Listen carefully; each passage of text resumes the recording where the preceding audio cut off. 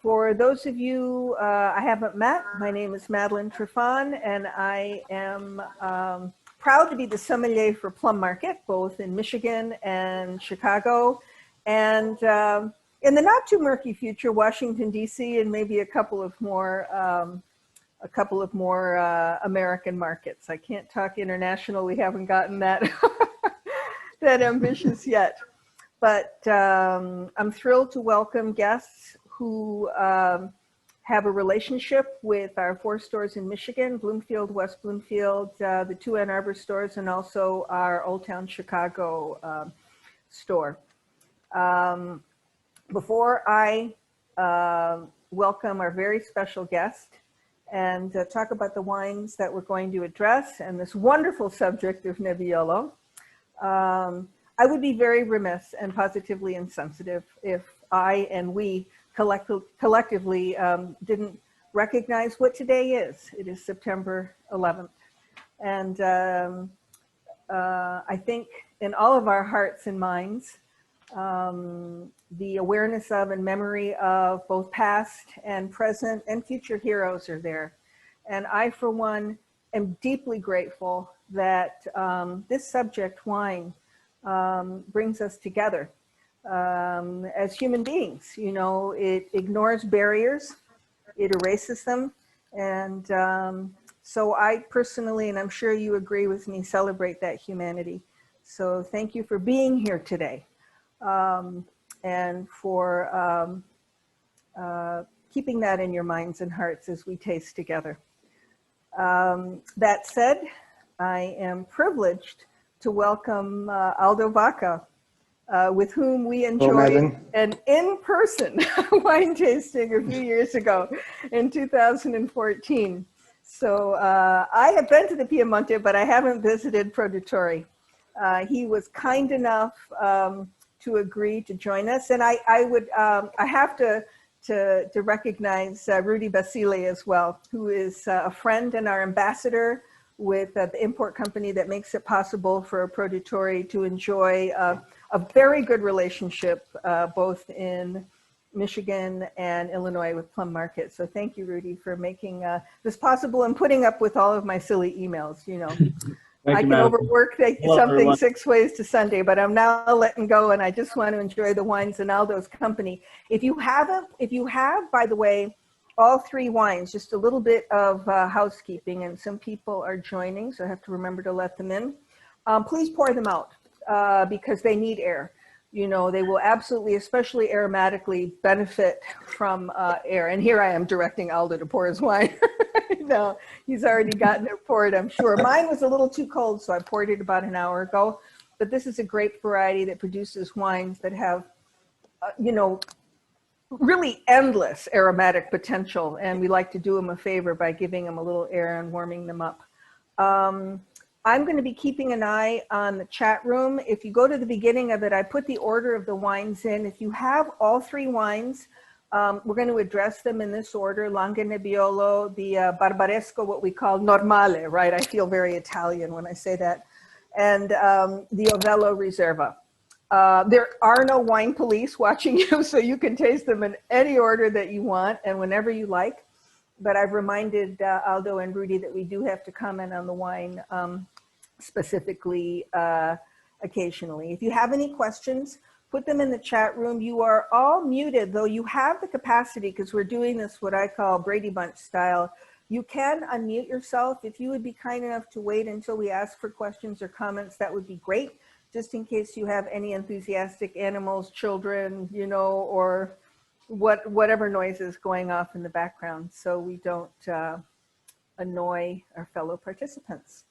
That said, we're going to try to keep it to about an hour, but Aldo's got a lot to say. And Aldo, I'm going to apologize in advance if I interrupt you mid-sentence. But the only reason I'm going to do that is if I have a burning question or I want us to redirect something. Also, if you folks out there, and I didn't mention this in our e-blast, and I should have, this is a wine that by nature is going to have scratchy, drying tannin.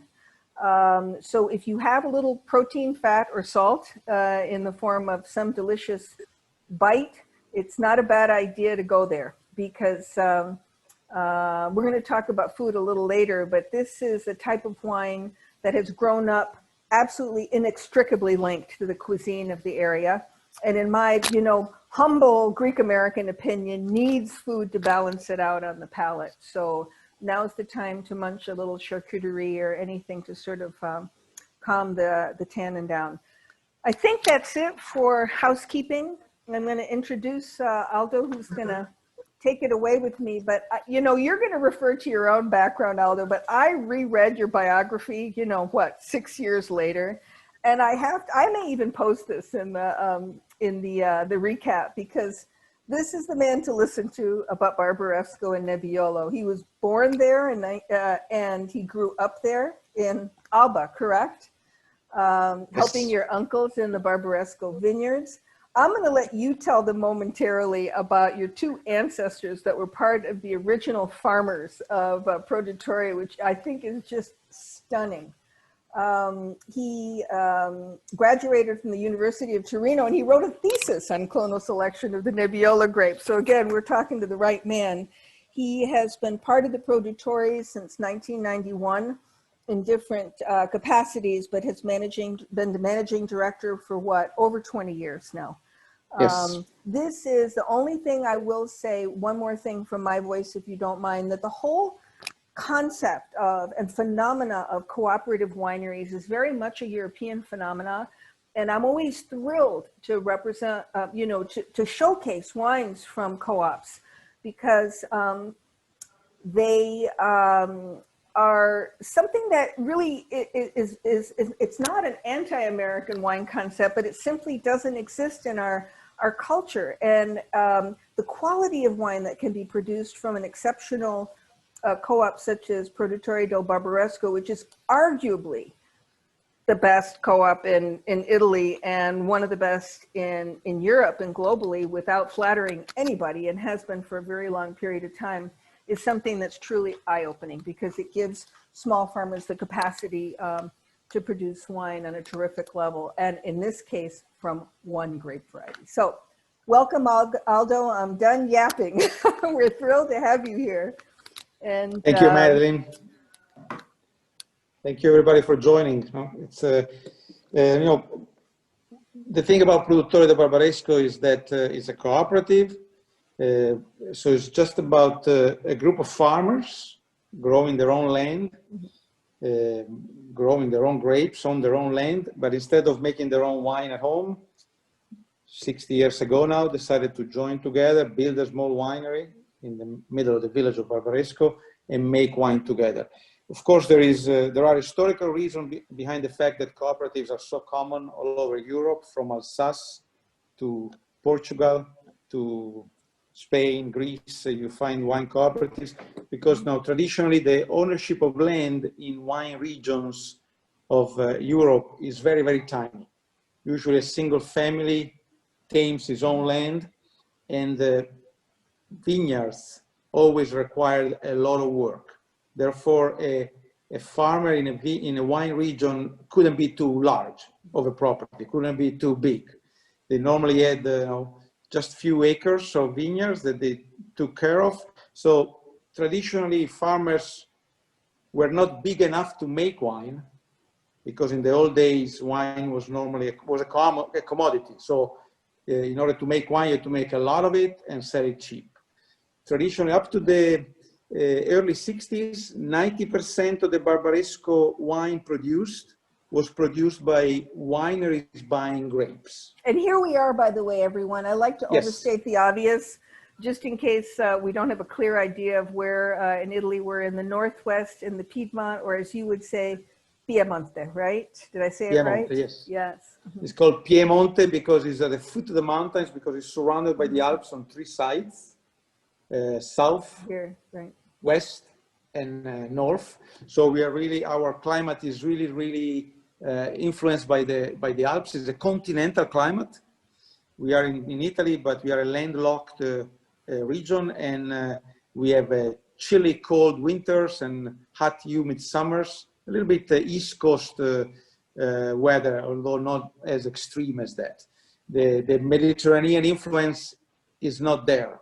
And you can see that in the wines, because the wines are wines of a lot of aromatic, a lot of fruit, but also good acidity and sheer tannins. These are not fleshy, soft wines, because they come from relatively cool climate, although these days, with global warming, everything is changing. But still, during the winter, as you can see in some of the pictures I send you, we can have snow on the ground for several weeks. It can be below freezing night and day, most of January, sometime in February. And then the summer can be really hot and humid. So it's quite extreme. In the Piedmont region, we are in Barbaresco. The winery Produttori del Barbaresco, as the name says, makes only one wine, or better than that. Vinifies only one grape, which is the Nebbiolo grape from one appellation, which is Barbaresco. So that's quite extraordinary. I mean, that's very unusual, yes. Correct? Because the only other thing I can think of is maybe a cooperative in the Mâconnais that only makes Chardonnay, but they probably make a little Pinot Noir as well. So here's the town, right? It's particularly unique in Piedmont. Yes, that's the town, because Piedmont is a land of many grapes, and is a land where traditionally wines are made 100% varietals. So we don't have the tradition that they have in Tuscany, where to make Chianti, they blend 3-4 different grapes. Traditionally in Piemonte, every single grape makes a wine. So any Piemonte winery you may deal with normally offers you a range of wines, maybe a couple of whites, 5 or 6 reds from different varietals, and usually 100% varietal. So for Produttori is really the only winery in Piemonte maybe that just deals with one single grape. Maybe in the Gavi region, some wineries do that, but definitely in the Langhe region, Barolo and Barbaresco, we are the only one. There's a history behind that, and a very interesting history, because behind the wine, of course, there is a grape, there is a place, what the French call the terroir, but there is also very important figures, men and women that created the wine. And for Barbaresco, there are, of course, 3 very important figures. These are 2 of them, and these 2 are very, very connected with the Produttori del Barbaresco winery. On the black and white picture, the man with the mustache is Mr. Domizio Cavazza, and is considered, or is called, the father of Barbaresco. He lived in Barbaresco from 1884 to 1913, and he was the guy that founded the very first cooperative in the village. It was not called the cooperative, it was called the Cantina Sociale del Castello, the social winery of the castle of Barbaresco, because Mr. Cavazza was the owner of the castle in Barbaresco. And he was also the director, first director of the wine school of Alba, the town of Alba, which is 6 miles away from Barbaresco. In 1884, they founded the wine school in Alba, and they hired Mr. Cavazza to run the school. And so he moved to the region and decided to live in Barbaresco. Both his 2 sons were born in the castle of Barbaresco, where he lived during the weekend, probably spending the week in Alba school. With the castle, he also bought land, a little bit of land in the Ovello vineyard that we are trying tonight as well, and a little bit of land in the Bora vineyard. Fantastic. It's another famous vineyard. So there's Ovello, everyone, by the way, right there. Yep. Up there, the large, dark red, yes. So Mr. Cavazza started to realize the potential of the village. In those days, at the end of the 19th century, Barolo was relatively established, although at least in northern Italy, as a fine wine made with Nebbiolo grapes. Barbaresco was not really on the map. The same grape, Nebbiolo, was grown in the village of Barbaresco, as you could see now in the background of Madeline, beautiful picture there of the village. Right there. That grape was turned into some sort of red wine, or most likely sold to Barolo to make Barolo.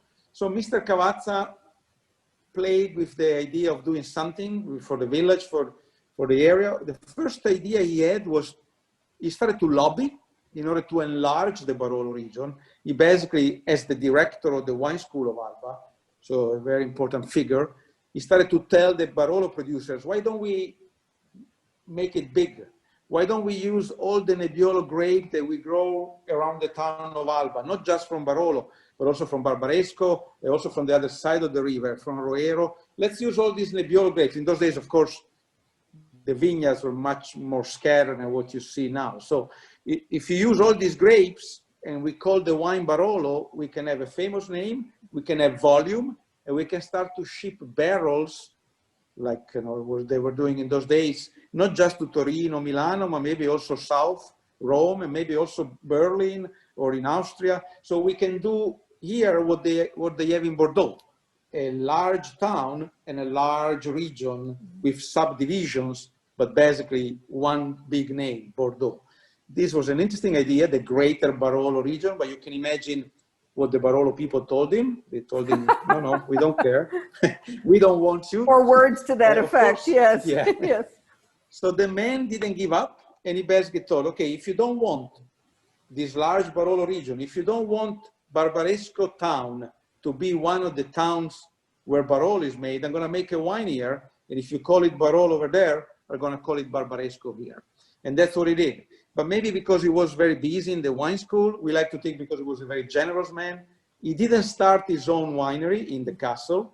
Maybe he didn't have enough land, but he convinced 9 landowners of the village to bring their Nebbiolo grapes to the castle and make wine together under this brand Cantine Sociali del Castello. No, a very And who was one of those type people? One of those people was? One of the 9 was my grandfather, Giuseppe Vacca. So he joined my family is from the Ovello vineyard where they're trying tonight, and he brought his grapes to the castle like this other fellow resident in Barbaresco. Of course, Mr. Cavazza was the director of the wine school, so he knew how to make a good wine, which in those days was a very rare thing. So that wine was immediately very successful. And Mr. Cavazza did a number of things to push the wine. One of the things he did, he drew the map that you can see in the next picture. A map of the village of Barbaresco with red dots where the best vineyards, according to him, were. And if you look carefully, you can see Monte Stefano in the center of the picture. You can see Martinenga. You can kind of see Asili, Rivo Sordo, some of those names that we still use now. I didn't look at it closely. And also, there's Giacosa's name. Exactly. Which is not Bruno Giacosa, it's just the name of an area in the area. So this is north. Yeah. I see. Is it now? You pronounce the river? Is it Tanaro? Tanaro River. Tanaro. Yes. I pronounced it correctly. Yay. So this is facing north. So Ovello would be in this area, correct? Right there. If you see the name Vacca, the red dots, that was my grandfather property over there. Fantastic. In the Ovello. This is really fantastic. Drawing a map pointing the vineyards at the end of the 19th century was something that nobody was doing in Italy. The concept of terroir, vineyard side, the man was basically 50 years ahead of his own times.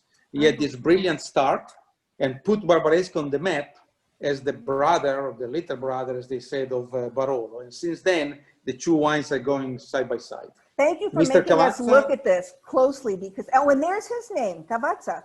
So his property was there, correct? I didn't look at it closely. This is terrific. Yeah. Yeah. So this map it actually dates from 1894. I have the original, the little original in the office. I want to encourage everyone. Excuse me. I want to tell everyone grab a glass and start tasting while we're talking.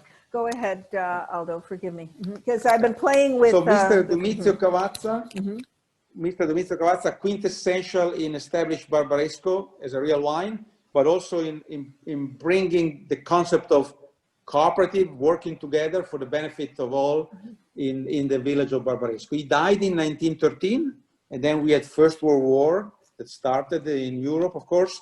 At the end of the war, without him, the cooperative was closed, the castle was sold, and then we had Second World War, and then of course before that Depression. Basically, Barbaresco went in some sort of lethargy where not much happened in the village, with the exception of the Gaia family started to make wine and bringing fame to their wines made in Barbaresco. And of course, the Gaia is the other very important person behind the success of Barbaresco. But there is a third person, which is the bronze statue over there, Don Fiorino. That man, the statue with the glasses, as you can see, he was the priest of the village in the 50s. So he moved to Barbaresco to run the parish of Barbaresco in 1952 as a young priest. He could see, you know, the farmers there struggling to make a living, selling their grapes for very little money to whoever was buying them. So he started to push them to once again group together and make wine together, just like Cavazza did 60 years before. In the village of Barbaresco in the 50s, Barbaresco in the 50s was very poor. The only family really making wine with a label and a marketing was really Gaia. Everybody else were farmers, maybe making a little bit of wine on the side, but basically selling crops, selling grapes, selling hazelnuts, selling alfalfa, corn, whatever they were growing on those beautiful hills that are now covered with Nebbiolo grapes.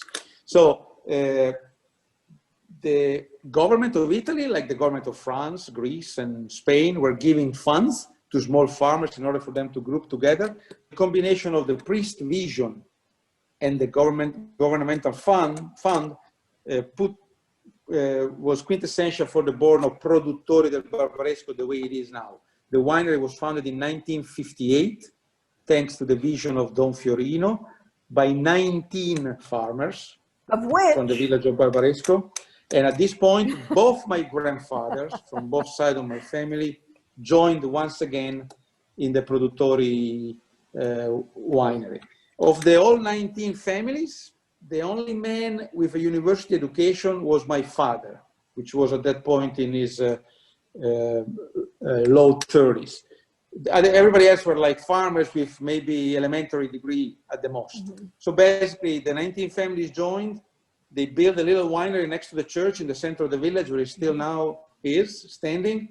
And they told my father, right there next to the church and the tower is where the wine is, they told my father, you got to run the business because you're the only one that knows how to write a letter or maybe make a phone call. So my father, just almost by chance or by destiny, was the director of Produttori from 1958, the year of the foundation, to 1984. And I joined Produttori in 91.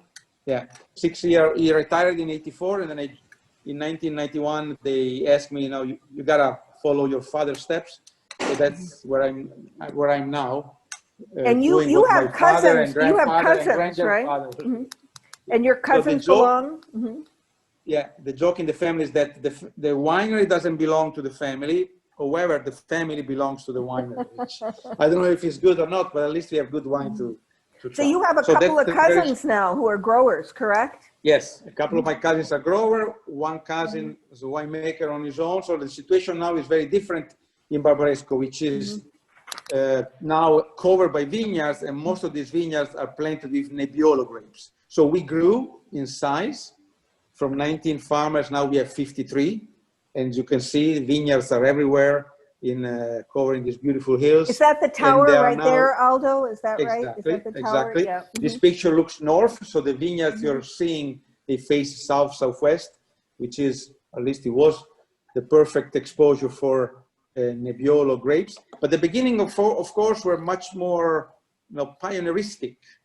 When the winery was founded, there was more Dolcetto grapes planted in Barbaresco than Nebbiolo.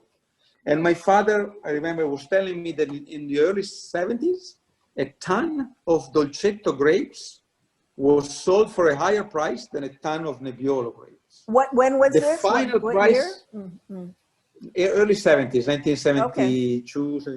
Okay. Simply, there wasn't much market for Barbaresco in those days, because Barbaresco was a wine that was reserved for special events, which like a wedding or an anniversary. And in those occasions, it was a second choice to Barolo. So a very small niche. People were drinking Dolcetto and Barbera day by day, and Barbaresco was really confined to a small sector of the market. So the idea that they had to make only Barbaresco was extremely weird, to say the least, revolutionary, because since day one, Produttori took 3 decisions, 3 golden rules that made this cooperative a successful story. Because most of the cooperatives founded in those days, in the 50s, in the 60s, ended up making simple everyday wine and not particularly special, because that was the market was asking in those days. Produttori went the other way. Produttori went the quality way since the 50s. which of course now everybody does quality or tries, but Produttori did it since day one because it took the three decisions. Number one, to crush only Nebbiolo, so to focus on Barbaresco only. When you make Barbaresco, you don't have any shortcut. For example, if you produce Barbera, you can make a $50 bottle of Barbera, or you can make a $5 bottle of Barbera. Commercially, you can be successful both ways. I'm not talking about quality, I'm talking about what the market is asking. But Barbaresco never had the low end. So the decision to make only Barbaresco forced the farmers and the winery to think quality, especially in the 60s and the 70s, when quality was not really a priority, at least in the Italian wine market. Did they have to be convinced to just plant Nebbiolo, or did they sell their Barbera and their Dolcetto to other people? Exactly. Yeah. And some of the farmers of Barbaresco, they would have liked to join the cooperative, but they didn't because they wanted to deliver also the Dolcetto, the Barbera. They wanted the easy way. But the priest, in those days, Madeline, in Italy, priests had enough charisma to convince people. These days it will not work like that. These days priests are less charismatic. But in those days, the priest was really into it. He told to the farmers, no, we have to focus on Barbaresco. We have to bring Barbaresco back where it belongs, side by side with Barolo. We have to do here what Cavazza did 60 years ago. Barbaresco, Barbaresco, Barbaresco. So, the man had a vision, and these 19 families followed him, which was a great thing. I have to ask, look at this real quick. Sorry to interrupt. This is an amazing slope. That's like a 45-degree angle. I mean, is that common? Yeah, it's very steep. Yeah. It's common, yes. That's actually the bottom of Rabaya, or the Rabaya vineyard, which is a very famous vineyard. Yeah. And they're quite steep. We don't terrace, but they can be quite steep vineyard. And if you go to the next picture, you see the type of soil that we're dealing with, which is, of course, we call marn, is a white clay. So it's clay and calcium. We make a difference between red clay, which gives more rustic and a little more simple wines, and to the white clay, which is what we have in the Langhe, in Barolo and Barbaresco, which gives more finesse and more elegance to the wine. So white clay, which is responsible for the complexity, the power, the longevity of these great wines. In fact, the Nebbiolo grapes planted on the other side of the river, in the Roero, where the soil is more sandy, they're quite different. They're softer, less tannic, a little more accessible, young. The Nebbiolo planted in Barolo and in Barbaresco, because of this type of soil, are more complex, more long-living, and more tighter when they are young. So the soil is extremely important. I know I'm jumping the gun a little, but do you mind, just because I know a lot of people have the Langhe Nebbiolo and are tasting it as we speak, would you mind addressing that just so we can talk about what they're drinking? That would be terrific, because I've been sipping on it and smelling it. Yep. We started to make Barbaresco in 1958, and we made only Barbaresco until 1975. In 1975, we added the Langhe Nebbiolo to our lineup, this wine, and we are making since. This is basically a baby Barbaresco for us. So it's 100% Nebbiolo grapes from the Barbaresco appellation, but it's mainly from young vines. When we plant a new vineyard, the third, fourth, fifth, sometimes sixth vintage crop out of the new vineyard, we use those grapes to make the Langhe Nebbiolo. Of course, we normally don't have enough of those, so we also put together grapes from other vineyards, maybe the bottom of the hill, or some other vineyards that didn't perform quite perfectly. So basically, it's a young, easier version of Barbaresco. But Langhe Nebbiolo, it's a very, very popular appellation right now. I think it's the fastest growing appellation in Piedmont. There's more and more Langhe Nebbiolo coming to the market, also in the States. I remember, you probably remember, Madeline, when it was very difficult to sell this wine because people knew Barolo, they knew Barbaresco, but Langhe Nebbiolo was simply difficult to. It was very difficult, and the only reason they would buy it is if it was from a producer that they knew and admired. Exactly. Right? But since then things changed. So Langhe Nebbiolo now is more known. It's also a wine that is much more approachable, because there's one good thing about global warming. It makes this lighter wines, a little softer, a little lower acidity, a little rounder. So the Langhe Nebbiolo, which again was a second wine for Barbaresco and also for Barolo, was often a little too sharp, a little too acidic because it was made with second quality grapes, but now is much more round and easy and quite enjoyable. But many Langhe Nebbiolo that you may find on the market, they're made with Nebbiolo grapes from many different areas around the town of Alba. This is 100% from Barbaresco. And also Langhe Nebbiolo appellation legally has to have at least 85% Nebbiolo. So you may find Langhe Nebbiolo on the market with a little bit of Barbera, a little bit of Dolcetto in the blend. This is not.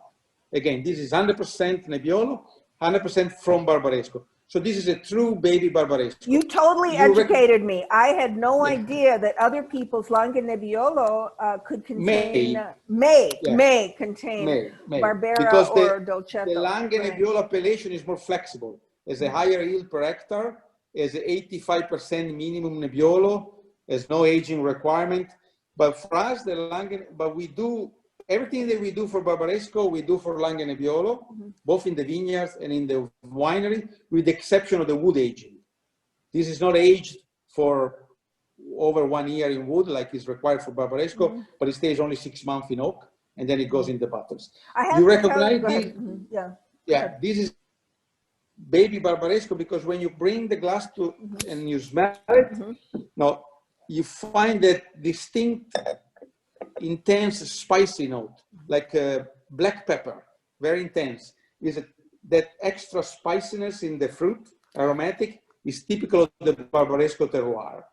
For example, if you take a Langhe Nebbiolo from a Barolo producer, made in the same way, 100% Nebbiolo, but from Barolo, chances are that the wine is a little more fruit-driven and a little less spicy, because the young Nebbiolo in Barolo tend to enhance the fruit a little bit more, the cherry, the rose, while in Barbaresco, the young Nebbiolo grapefruit really, and grapes really deliver that intense spicy character. That spiciness, I think, makes it great with spicy food, simple food, appetizers, but also like a barbecue with a spicy grill, spicy sauce.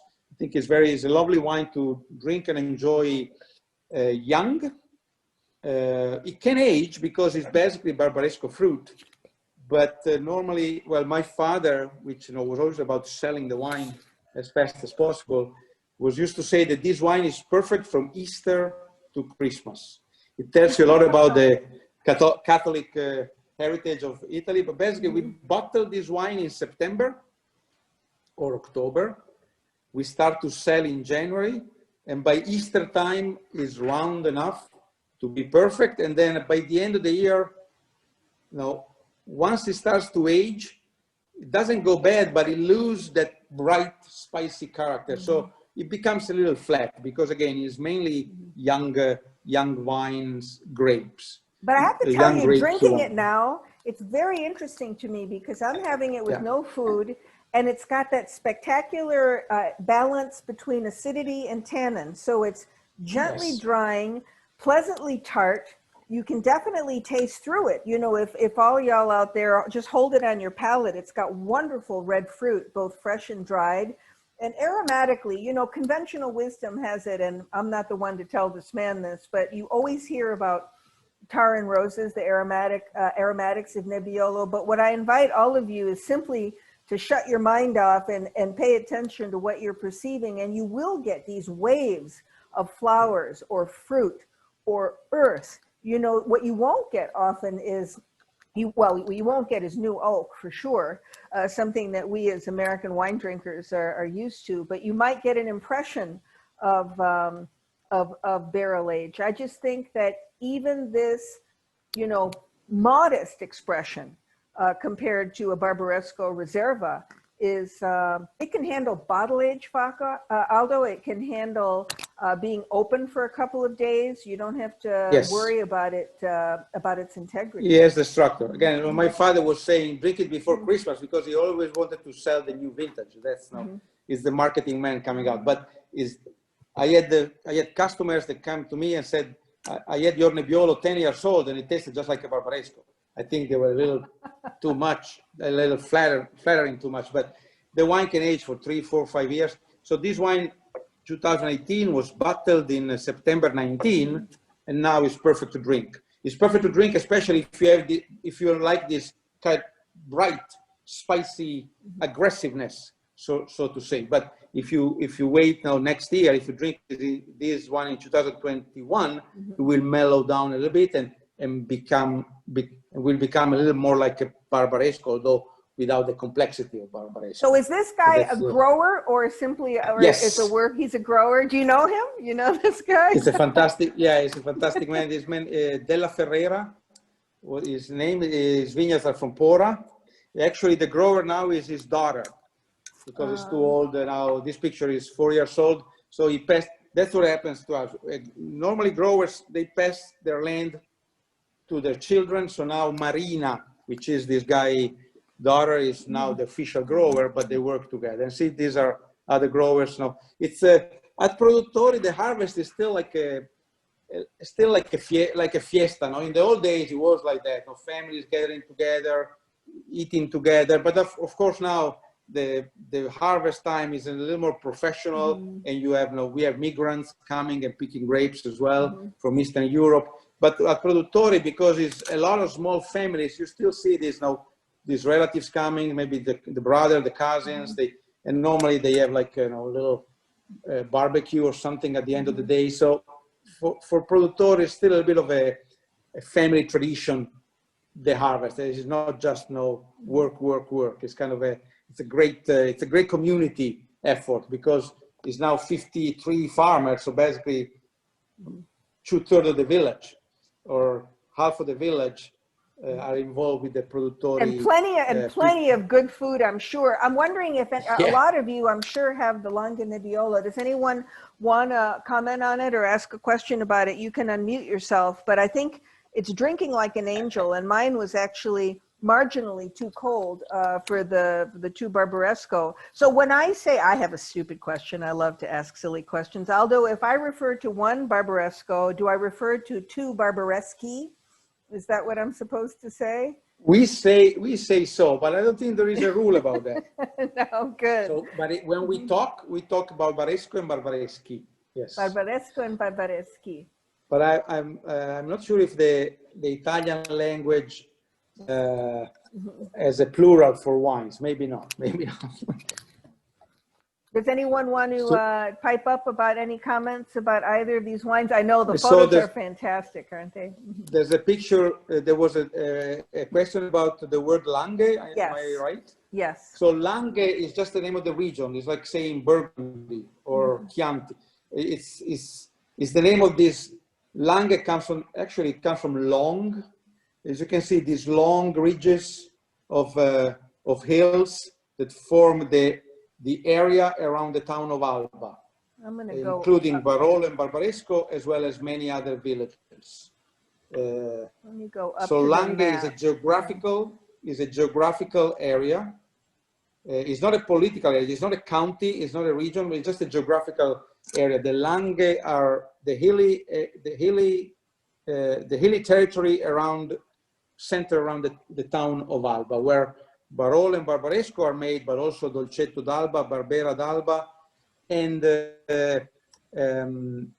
since 1981, the Langhe also became a wine appellation. So now you can have on the market Langhe Nebbiolo, Langhe Dolcetto, Langhe Chardonnay, Langhe Barbera. So it became like if you want to say, a more generic appellation for wines that are made in a larger area, not just in Barolo, Barbaresco, or Dogliani, or more specific subzones within the Langhe.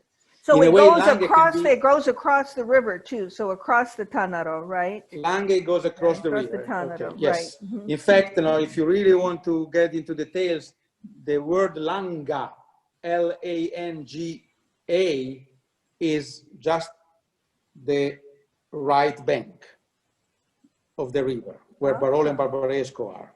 The left bank is the Roero, and together they form the Langhe. But if you talk with somebody from Roero, don't tell them they're from the Langhe, because we say, no, no, we are not from the Langhe, we are from Roero. You know? No, this It's is like San great. Francisco Thank and you. Los Angeles. Thank you for qualifying that, because we will see Roero on labels as well.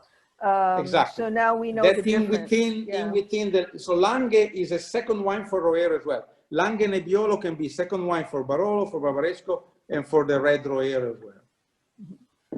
Is because the Langhe appellation includes Roero as well. So as you could see before, the way we pick the grapes, all the grapes, Nebbiolo, but also the other grapes, are picked by hand in those small red baskets that you see there. They were used to made with chestnut bark, but now we use the plastic. It's very important that you have holes, so they maintain the little bit of air going through the grapes. Those beans are, those baskets are about 20 kilos, so 35, 40, no, sorry, 50, 60 pounds, relatively light. The grapes don't get squeezed.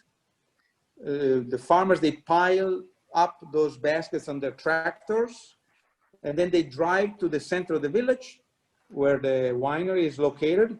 And I think we have pictures of that as well. I'm gonna go down there, and there's the wine we're drinking. And yeah, so this is the Nebbiolo. Here we go. Wow, so this is not a big town. This is a small town. Yes. Barbaresco is 647 people living in it, very small. But of course, there are other villages around it. It's basically one street, the dead end where the tower and the church is, and the winery is on the right side of the church up there. So you, on the one picture, you see a quiet morning in Barbaresco, like will be tomorrow morning. And on the other picture, you see the same street during the harvest. All these small tractors driving, delivering the grapes to the winery. Each of these tractors, once they arrive at the winery in the center of the village, is blessed by the priest. No, I'm joking. It's each tractor is weighted on a scale, on a weight station. And then one by one, the beans are rolled into the crushing machine that we install outside the winery, in front of the winery. There's a big tractor coming up, parking on the weigh station. One of our young farmers. And see, it is the farmer throwing the beans in the conveyor belt that brings the grapes to the crushing machine. The machine is basically separating the berries, the must from the stems. We collect the must, and before sending the juice, the must, into the fermenting tanks, we take a sample over there, and we measure sugar, color, and tannins. And so the growers are excuse me, I wanted to ask, so they're weighed, and every grower is bringing a certain number, a certain amount of Nebbiolo, so that later they will benefit from the sales based on the quantity of their grapes, correct? Yes, yes. Mm-hmm. And as you can see, once the one grower may deliver grapes 3 times, or another one 5 times, different vineyards, different exposures, south, west, up top of the hill, bottom of the hill. They pick very selectively because they know that when they come to the winery, quality is going to be checked very precisely, sugar, color, and tannins, and a quality factor will be used to pay those grapes.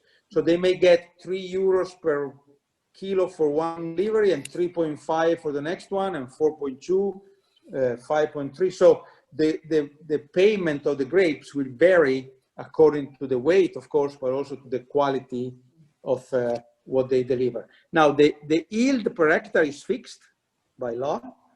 So according, the more acres they have, the more grapes they will deliver, but the payment is done by quality as well. This is something that is very important, and it's something that everybody does these days, but we've been doing that since day one. That's the third golden rule that I didn't mention at the beginning. We crush only Nebbiolo. Our growers deliver only and all the Nebbiolo to the Produttori, and we pay by quality since 1958. So is there a team who determines the quality, and they will accept that? It's a spectrophotometer these days. It's a machine.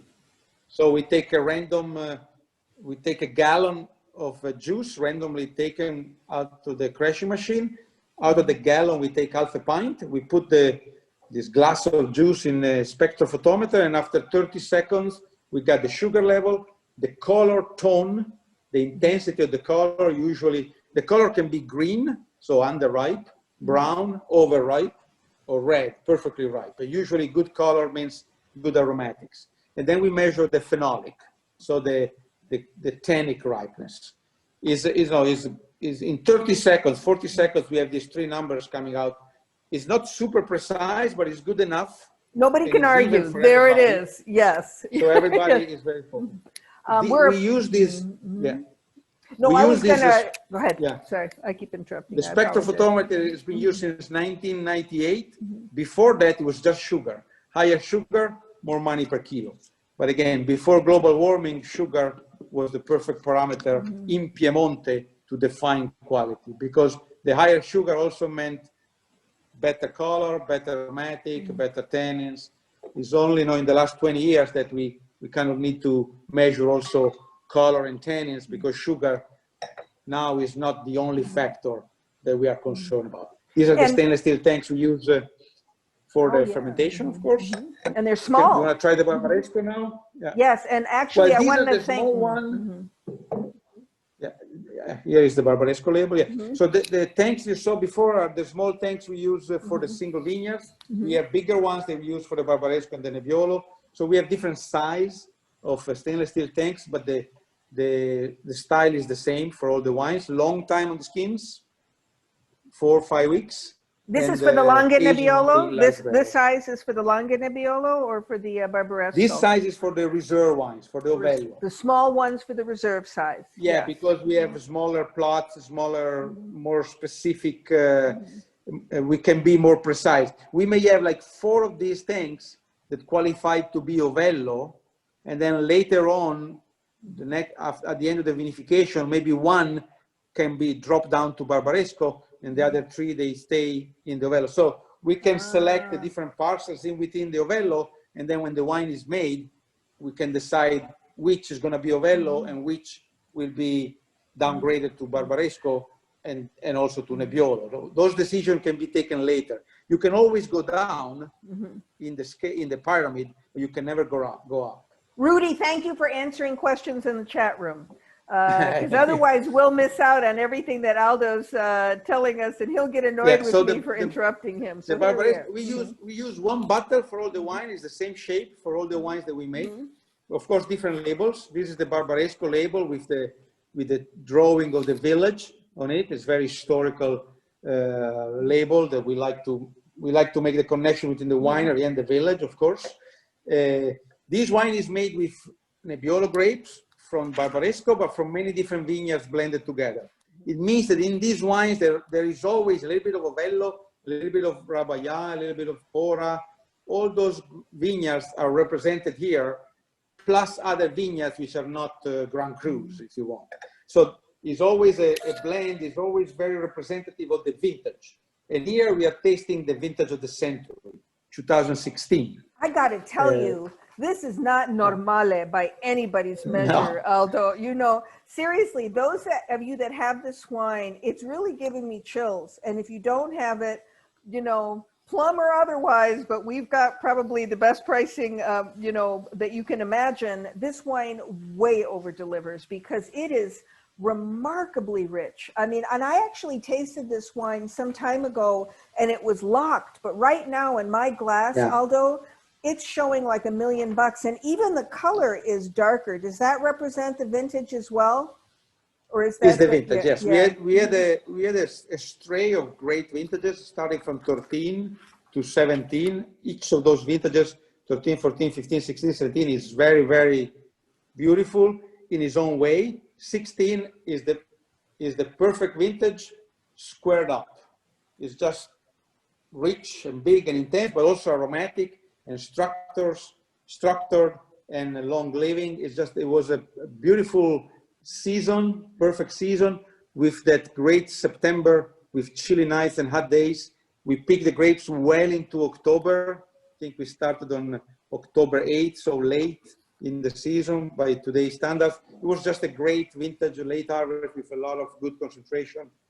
Warm summer, but never too hot.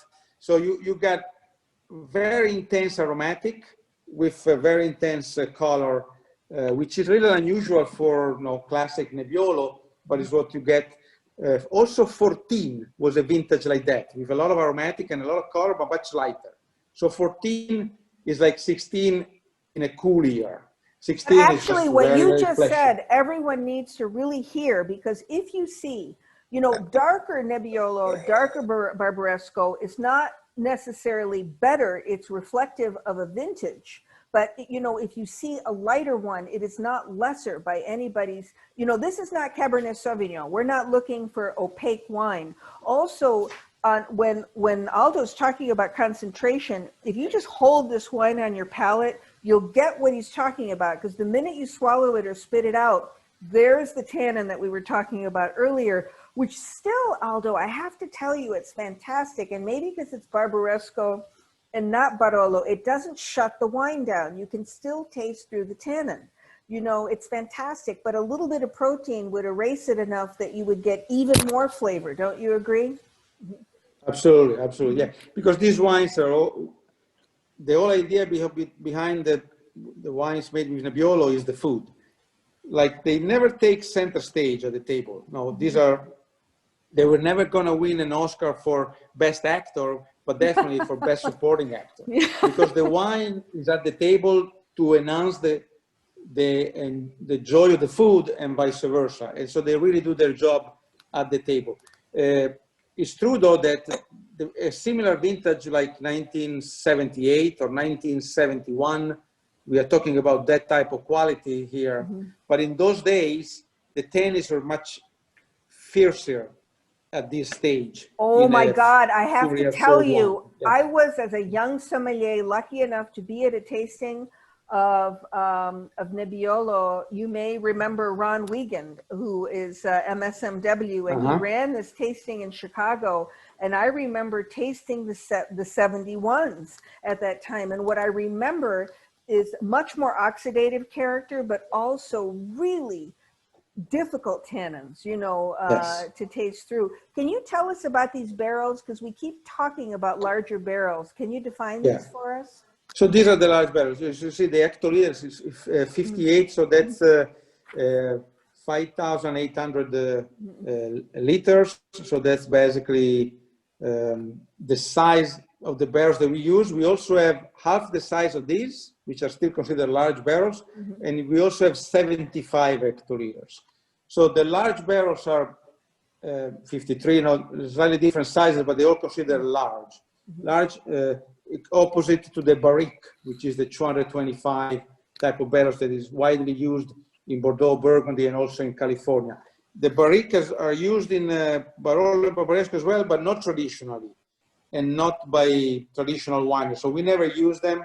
There was a movement from the mid-80s to the middle of last decade where barriques were more fashionable in Piedmont, but now most of the producers are going back to this type of large barrels, which don't give much taste or tannins to the wine, simply because the contact between wine and wood is minimal.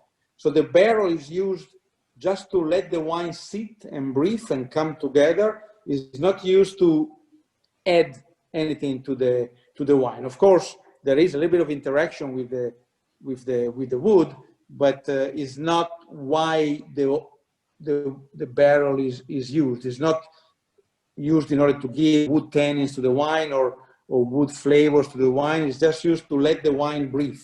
Because and how long does the wine stay in this barrel? Like the Barbaresco yes. stayed there for basically 2 years, 22, 24 months. So that's the minimum, correct? Oh no, the minimum is much less than that, isn't it? Like 9 months? The minimum by law is now 9 months. 9 months, right. But we have this long, we do this long time in the wood. So we always use the longer time in wood. Now, the law sets a minimum, then you can do whatever you want.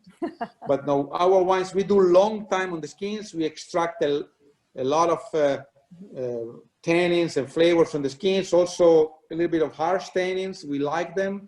And because of that, then we leave the wine longer in the barrels. So for those tannins to integrate with the food so we will not find a barrique way. in the Produttori winery. There are no small barrels. We never use it. Yeah, we only use these big barrels. 5-6 months for the Nebbiolo, 2 years for the Barbaresco, and 3 years for the Ovello Barbaresco. If you want to move to the wine now. What are you eating here? That's what I want to know. Are these truffles or what are you having? Yeah, it's it's the famous tallarin, so the pasta, egg pasta noodles with white truffles. Yeah. Oh my God. Very happy face. Very happy face. And if I can see, you're drinking paella, correct? And I don't see. There was a paella, yeah. Yes. That's a fantastic picture. That's the Ovello. With actually the poster, no, the knight with the red uniform holding the bottle, that was the poster. It's a poster. We have the original poster in the tasting room. It was created by Domizio Cavazza, again, the father of Barbaresco, in 1910, and we still have a couple of the originals at home at the winery, and we use them on our reserve line. So the Ovello is one of 9 single vineyards that we produce. They all carry the same label with just different names. So this is Ovello, then we have Pora, Asiri, different names written there, but the same logo, the same white label, and every bottle is numbered. So on the label you can see the total amount of wine that is produced, and the total amount of bottles, and the number of the single bottle is right there. On the back label, you write the name of the farmers whose grapes have been used to make this wine, because we always want to give credit to the farmers, which are now the owners of the winery and also responsible for the grapes. That is just spectacular. And you've got 1, 2, 3, 4, 5, 6, 7, 8, 9, 10, 11 farmers. Area. Yep. And one of them is Vacca, correct? Yes. Yeah, on the back of this label. Cousin. It used to be my uncle, now is my cousin. But for example, in the Paillet that we only have 2 farmers. It's a smaller area. So the size of these vineyards, they vary.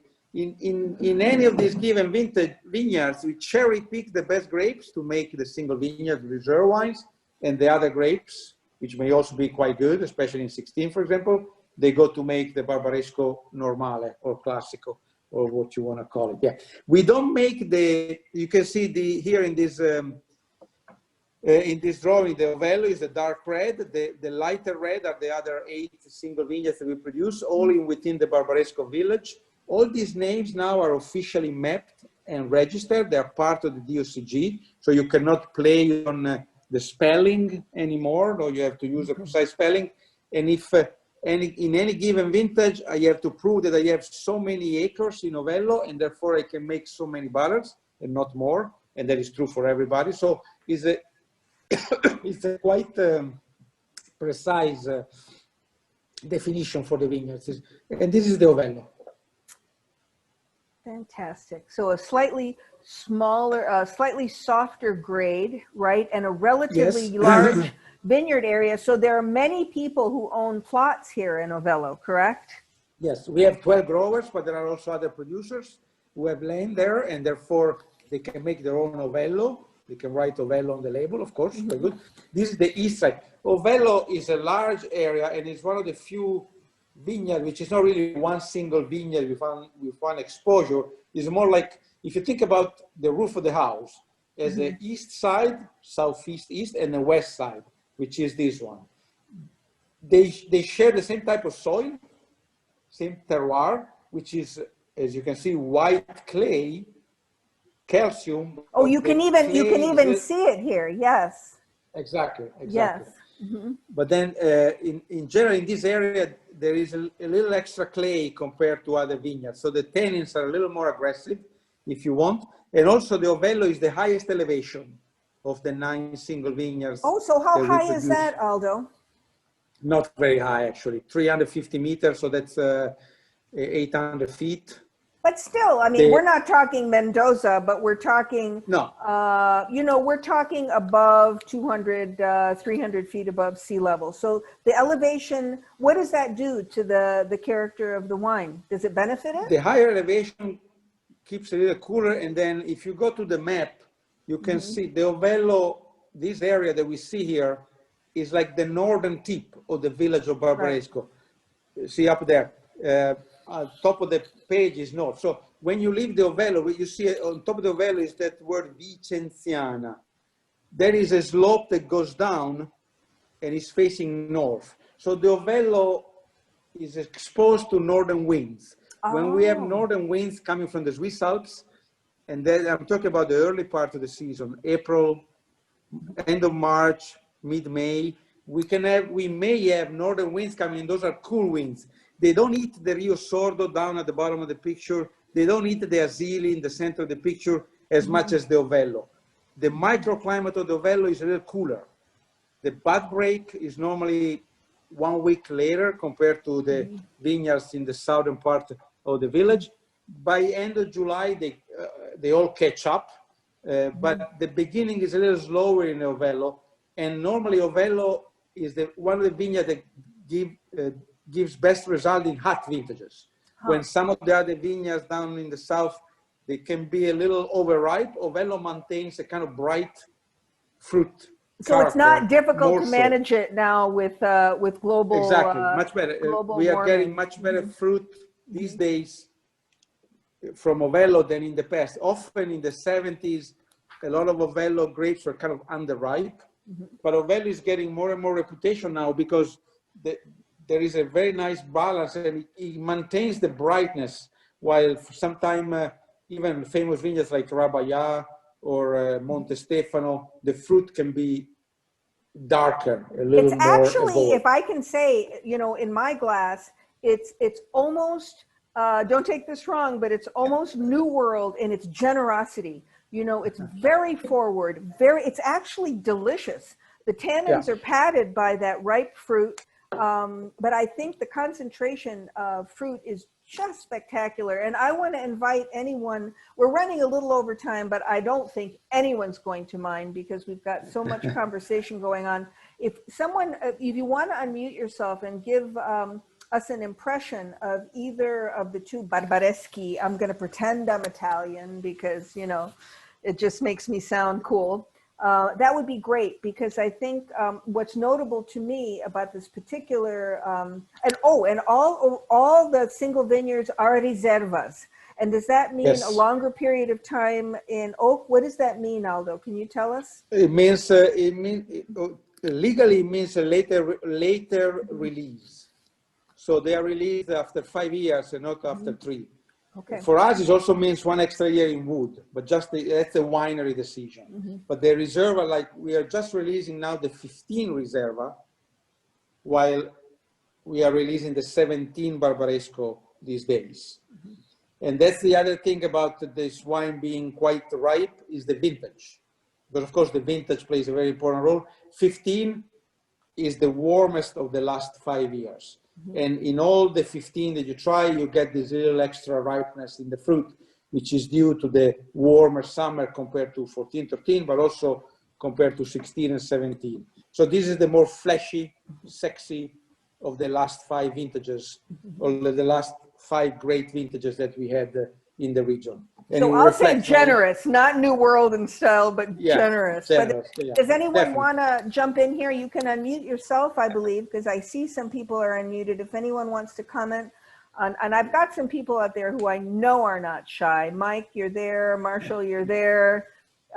You've hopefully had enough Nebbiolo to drink at this point that you don't mind jumping in. And Rudy, thank you for answering all the questions in the chat room. Anyone want to pipe up with comments on these wines, with or without the food that you're eating? You're all being very restrained and elegant, and I know a lot of you. No one wants to you're not going to sound silly. Okay, I hear somebody murmuring. Who's there? Is that you, Norm? No, this is Dave. Hi, Dave. Hi, Snell. This is just like being in Italy, tasting these. It really takes me back. especially the last one there. The Langhe was very lovely, but the Ovello it's rich. It's still young, nice and youthful, but boy, it's delightful. It's showing better every minute it's in the glass. Thank you, thank you. Aldo, do you recommend that people decant these? Can they over aerate them? Do they have to worry about giving them too much air? Decanting is good. These wines are not shy. They travel very well and they don't mind a little bit of air. These type of vintages, they're quite balanced and quite ripe. So it's not like decanting will make a lot of difference. But when you try a young Barbaresco, I think decanting can help to open up a little bit more. So yeah, I will decant them, especially when they're young, not when they're very, very old. When they are past 10 years, I suggest to open the bottles and let it sit there for a couple of hours or 3 hours before drinking. But at the restaurant, when you order a Barbaresco, which is 4, 5, 6 years old, decanting can be a good thing. Well, I actually have another silly question. Do they drop sediment? Because, quite often people will compare great Nebbiolo to great Pinot Noir, which obviously doesn't have the same tannin structure, but Pinot's sediment is kind of ashy, like cigarette ash. What does Nebbiolo's sediment look like, and do we have to worry about it? Not much. These wines, we don't do any fining in the barrels to these wines, and the single vineyards, we don't filter them. So the single vineyard may throw a little bit of tartrates, a little bit of sediment, but they're normally tasteless and smellless. So they don't have. It doesn't impact the fragrance or the flavor. That's very important. No. And we have a great question here, very practical. What temperature? Because if you ask me, I would say slightly, like not cellar temperature, maybe 65 Fahrenheit or between 60 and 65. What do you advise us? Yeah, I like them a little cool, on the cool side. Okay. So yes, 65 is really maximum. 60, 65, no more than that. Okay. I like the more I grow old and the more I enjoy my red wine, cellar temperature, a little chilly, because especially now, these wines are all 14.5% alcohol. Mm-hmm. If you're not careful and if you drink them above 65, then the alcohol kind of kills the fruit. So, but that's a new phenomena. That is a new phenomena, In the 70s, they had the opposite problem. They wanted the red wine warm because they were too sharp and tannic. Now is the opposite. So definitely, keep them, 62, 60 degrees, 65. No more than that. I like. We have a question that's very important. We have everyone's wondering when you're coming back to Michigan, because you have that's the big question. Established friends and new friends. But I want you to know that our stores remember you very fondly, and I mean this from the heart. Produttori enjoys a prominent, important, and very welcoming presence in our stores. We always have multiple sets of Produttori, ranging from the Langhe Nebbiolo to the Normale. And this, again, I'm going to remind everyone out there, I never talk business. That 16 Normale is absurd. It truly is. And then whatever cruise we can get our hands on. So you have to at least think about coming back to visit us. Absolutely, absolutely. Now it's traveling now is really crazy. I had a friend from Portland, Oregon, that is currently in Edinburgh, in Scotland. His daughter is going to university there, and he told me, I tried to check to see for a ticket to come and see you, but it was a 15-hour flight with connection in Heathrow to come from Scotland to Italy because of this COVID-19 situation. So who knows? But I've been training a young fellow from Barbaresco. He's working with me since 5 years. His name is Luca Cravanzola. His grandfather was one of the founders, and his father is one of our growers. and he's been doing a little bit of the traveling, because he's younger, a little more energetic, So I was starting to put him on the road more and more, but now with this crazy virus, everything got stopped. So thank God we have technology. We can still talk, but hopefully when the situation is better, we love to travel and visit, because I think it's very important. Wine is not just like any other business. It's more like sharing a passion, and it's great to meet with people and drink and eat together and sort of tell the story why you drink and eat. It's just such a unique experience. You make a lot of friends in this business. Oh, you know what? And that said, I have to ask you, am I going to lose you? Is your connection going away at the end? We might be losing Aldo, which I can hear you. The gods were very kind to us, because we kept him until right now. I have to remind everyone out there who's in the United States that Can you hear me now? Yes, we can hear you. It's 11:15 p.m. there, correct? It is after 11 p.m. in Barbaresco. Are you still there, Aldo? Oh, we might have lost him. He froze. That's okay. But I'm going to hang out for a minute because I want to still welcome if anyone wants to. Can you hear me now? Yeah, we can hear you. Yes, yes. I was going to ask you your favorite foods with. Okay, good.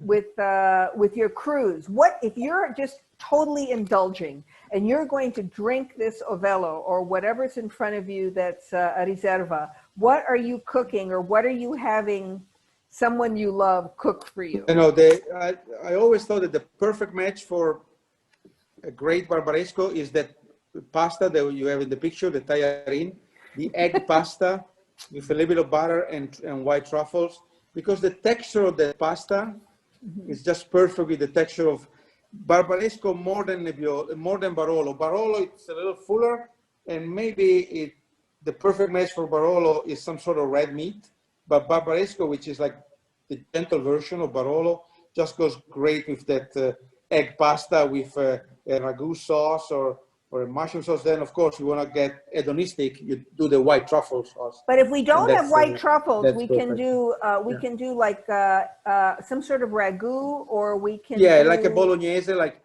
tomatoes and meat and veal and meat. That's perfect. Or no, a classic here, which is very simple: a little bit of butter, a little bit of sage. Oh, anybody can do that. Fresh sage or dried sage? Fresh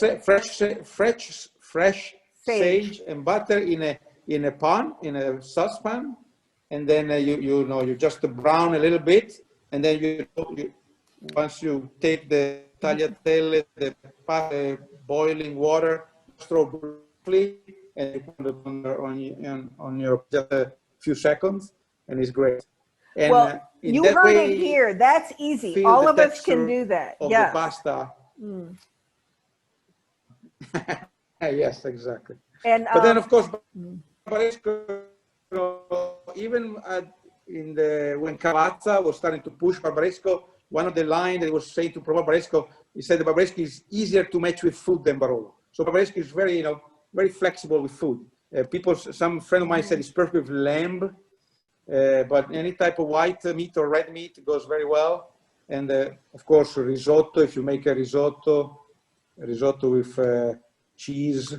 With what's Parmesan, your favorite cheese? Parmesan Reggiano or another cheese? I love the Castelmagno. You know that? No. It's a cheese from the mountains of. It's like a cross between Parmigiano Reggiano and a dry pecorino. And what's so the it's a name little of it? less fat than Parmigiano, but not as spicy as pecorino. It's called Castelmagno, very good, but no, there's so many good cheeses. So this is all the cruise that Produttori produces, which is mind-stopping looking at this. And I have to remind us before we go away, though I'm going to hang out for a minute, that next week there's virtual wine tastings, and my old picture when I was younger and prettier with short hair, but I was drinking Riesling in this picture, and I'm very happy. As much as I like Nebbiolo, I like Riesling equally well. Is a very unusual tasting. It's going to be me and one of my best friends, Evan Goldstein, who's a master sommelier, far more notable and famous than I am, with no false modesty. And we're just going to talk about our story. We passed the MS exam in 1987 together, the first band of brothers, and I mean that in terms of brotherhood of man, before, you know, the MSs got into the double digits, and he's gone on to write several books. He has written the definitive book on pairing, Perfect Pairings by Evan Goldstein, and now has a tasting kit called Master the World. So if you join us next week, we'll have a little bit of fun. We are not doing any Italian wine because after you, Aldo, we're not touching Italy for a little while. You know, honest to God. At least for a couple of weeks. Oh, no, you are a dear friend to work so hard and be so generous in sharing this late at night for you. And Rudy, I can't thank you enough for helping pull this together. I don't think anyone, most of the people are hanging with us. So, mille grazie, evcharisto para poi. Grazie. Everyone's good health and stay. You know what? It's good that you're staying in Barbaresco. It's quiet. It's small. How many people? Not even 1,000, right? Yeah, 650. 650. So you are managing to contain the COVID crisis. Yeah, Barbaresco was quiet now, but yeah, the situation has been tough. But hopefully, well, it's totally unpredictable. We just try to behave and be responsible. That's important. Yeah. And that pasta, Okay, guys. that pasta dish pictured in that picture is a short little walk for Aldo too, by the way. So he got that great comfort food. Yeah. So on the side of the street. Cheers, everyone. Aldo, thank you. You can either go have a little Thank bit you. more wine, Thank you, Madeline. or go to sleep. You have a lot of sweet friends in the Midwest in the United States. Rudy, I'll talk Hopefully to see you soon in later. Plum Market. That would Thanks, be great. everybody. Ciao. Thanks, Aldo. Grazie. Ciao, ciao, Thanks, Rudy. everyone. Ciao, ciao. Take care. Ciao, ciao. Take good care. I'm going to hang everyone for a few minutes if anyone has any follow-up questions that you want me to ask by email, but we had to ask this lovely man, we had to give him license to go to sleep or relax. But wasn't that stunning how much info he gave us? It's hard to even think of a question. Y'all can unmute yourselves if you want to, or one at a time. I'm just going to sit here and sip a little Ovello with you because I'm paying close attention to this wine that is much easier to taste than most ambitious Nebbiolos. The tannin is not hard. It's there, but it's not hard. And I'm not eating. So I'm curious what all of you are eating. Yeah, Madeline? Yes. I have a question for you. Is it possible from Otto to get that pasta recipe he was enjoying? Ah, thank you. I am writing a big note to myself, pasta recipe, right? Yeah, it would be fantastic. And we could enjoy the Barbaresco with the pasta. And to answer your question, we're having charcuterie. Which does the trick, does it not? It does. It explodes. I love it. You don't even need all the accompaniments. If you just pick up a piece of simple charcuterie, the protein and the fat in it, it's magical to me what it does to Nebbiolo. It erases the tannin and the flavors just surge. But I will get the tagliatelle recipe from Aldo, though he's going to look at me and say, what recipe? You know, we're talking egg pasta with butter. And if you've got it, fresh white truffles. And if you don't, he's recommending mushrooms, but I will request, right? What else are you eating out there? I had a caramelized onion cracker with like fresh sea salt on it. Oh, caramelized onion cracker with sea salt. How did that work? It's delicious, especially when you drink it with the wine and you have like, I feel ashamed, but I don't know what cheese it is. Someone sent it to us in a charcuterie gift, but it's from Michigan. It's like I can't even think of the. Oh, is it raclette from Northern Michigan? It's not. No, it's cheese, not. Right? It is. What's the big one? Mongers, and I don't know. Someone else is gonna have to or Ann Arbor in that area. But they have a really, really smooth, white, creamy, but hard cheese. And so I had it with that on top of that cracker, and like the tannins just like poof, but with the salt, it still brought out that richness. Well, you just wrote a little thesis on Food and Wine Harmony, because poof is indeed what the tannins do. When you hit cheese or protein, it's been many years since I've been in the Piedmont, but I'll never forget going to a restaurant and they had platters of charcuterie out before any Nebbiolo came to the table. Smart people, because your palate was tempered and could deal with the tannin in Nebbiolo. But again, this was really a masterclass in how Barbaresco is, you know, they always talk about the queen and the king. Barbaresco being the queen and Barolo being the king, but it's really the tannin structure, I think, that came home to me tonight, is that Barbaresco is simply a little easier to eat without food, a little bit, you know, I'm not going to say the word feminine, but maybe a little bit more graceful in its use. And it could be also, he was talking about global warming and the alcohol content, which will impact both the texture and the flavor. Richard, you have, the Shepros have one of the best, most beautiful kitchens I've seen. You let us see it online last week. Oh no, it was a couple weeks ago. Did you cook anything special tonight? Are you munching anything? If I can put you on the spot, are you having? I think we're going to do what he suggested about the tayarin, the very thin, high egg content, high yolk content noodles with sage butter. Oh, fantastic. That's what they do when white truffles are not in season. And you've got fresh sage on you? It's in our backyard. We'll have to go pluck it. We can be actively jealous. That sounds fantastic. I have a lot of fresh purple basil, thanks to a couple of friends of mine who planted it. And I like the sweetness of it, but I don't think, I have to ask them if they planted any fresh sage. I haven't been able to make the time to go out and look. Anyone else want to share either wine or food? Go ahead, Richard. That it's not a Mediterranean climate where in the Piemonte, and so sage would grow more easily than basil. And there, Richard is being kind enough to share his what he's intending to make. Great Piedmontese traditional dish, tayarin. That's okay. And I'm just proud that I know that I can say J as ya, like paille instead of page, but a rose by any other name, right?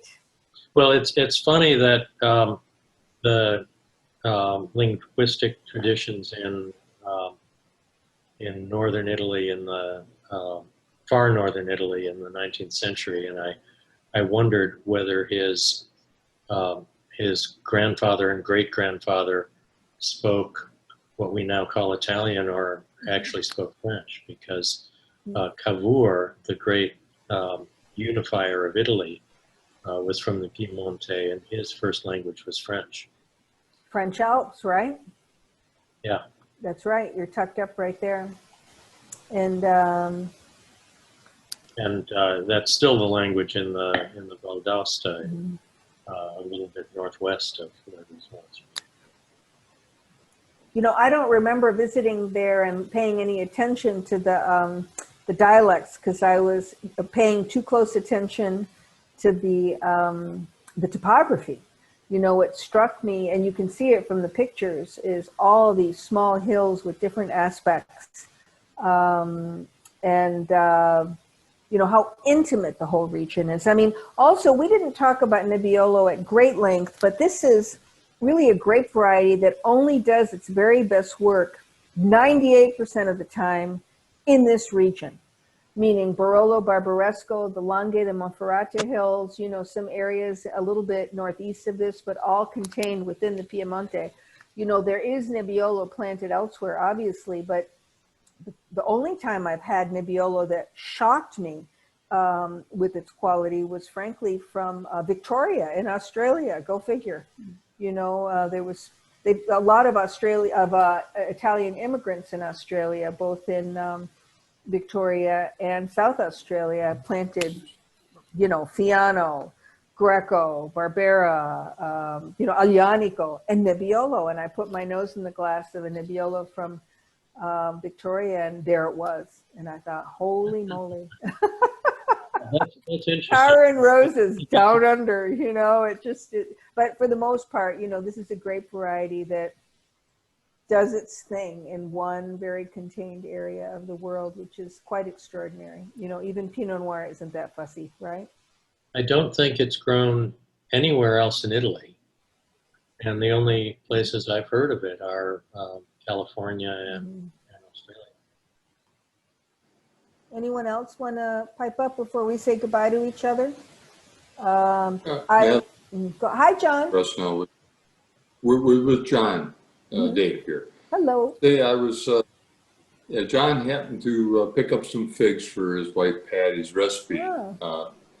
We have 3 fig trees in my backyard, but my wife, Antonia, she hoards all of them. So I told John, I can get you one. So he had some here, and it actually worked nice with the lime, the first one. We had simple cheese and nuts and Nothing wrong with that. And that first one, the Langhe, is a little not as tannic. So imagine, he actually said, he referred to the sweetness of its fruit.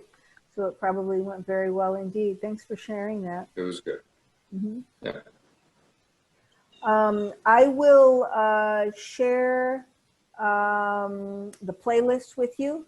I will, I don't think I have to ask, but I think they'll be okay if I share at least some of the slides, including that spectacular map, right? And/or the PowerPoint with you. And just to remind you that next week is very, very different. It's going to be very cozy, and Evan and I will probably be unbridled. Yeah, because we like each other's company. We haven't seen each other since the pandemic, and we simply want to tell stories because we both really, our careers unfurled at about the same time, though he's a little bit younger than I am, and I'm still a worker bee, and he's a published author and an entrepreneur, so I want you to get a chance to meet him. Thank you, everyone, for your company. Oh, hold on. I have a little comment here. There's a wine from South Africa called, oh, this is from Richard again, Hannibal, that has Nebbiolo and Syrah, referring to Hannibal coming from Africa and crossing the Alps. So we have an evocative and historic connection. You can keep these wines open for the next couple days without any worry. I don't think you have to worry about oxidation. Don't forget the trick of putting them in the fridge, especially with private preserve, if you want to ignore them for over 2-3 days. And hopefully I'll see most of you next week. Thank you for your company. And thank you for hanging out a little bit later. It was, you know, I'm happy that Aldo was energetic enough that it was hard for me to get a word in edgewise, but we got through a lot of information. Take good care.